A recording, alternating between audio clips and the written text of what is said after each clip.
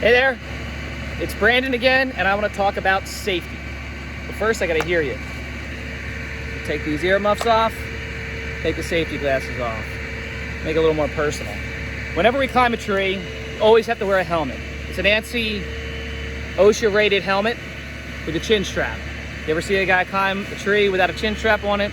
It's completely useless. So before we climb, what we can do from the ground is we can throw a line up into a tree. It's like a fishing line or a mason line with a weighted sack. And then from there, we can pull our rope into the tree. So I threw a ball over that branch, came down. I tied one end of that ball to this rope. I pulled it up, and then I attached it to my Petzl Zigzag, my ascension device. With this, I can come down, or it's hard to do from the ground. I can pull it forward and it locks in.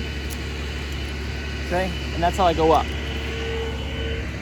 Whenever you are in a tree, if you're ever paused for a minute, or if you're gonna cut any limb, you need to have two safety devices. You need to have two devices that hold you under the tree.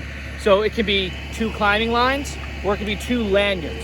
So this is a lanyard that I can pull, and I can adjust to pull me closer to the tree, and closer, or I can pull back, and then I can use my body to push away, and that way I can get a clean cut on the tree. Often cleaning out an oak tree is most efficient with a bucket truck or a lift, but you never get a good enough clean out from a bucket truck or an aerial lift, or from cleaning out the tree from the ground with a pole saw, whether it's electric or manual. The best way to clean out any oak tree is always manually, climbing the tree, getting up close and personal, and checking out the cuts. Here, this wet area that you can see had Spanish moss here. As I pulled it off, I could see carpenter ants peeled under the bark, and they got into the tree from the Spanish moss. Spanish moss isn't that bad usually. I don't often see ants get in through under Spanish moss, but this was something I was able to see as an issue, and now I'm going to spend more time focusing on removing all of the Spanish moss in this area to try and deter these carpenter ants. Another thing I can do is I can come up here and I can check out improper cuts like this one.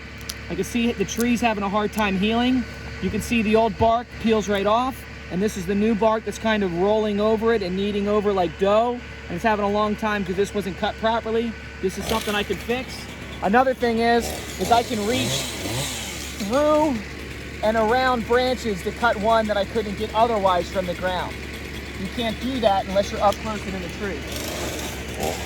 But if you got multiple guys on a job site that can climb and can operate a bucket truck, then you can get one guy in the tree here and another guy in the tree over there.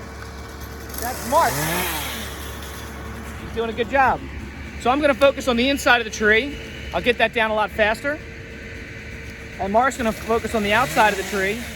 And anything that he misses, I'll climb around and I'll go take care of. All right, guys, I gotta get back to work. I'll talk to you later.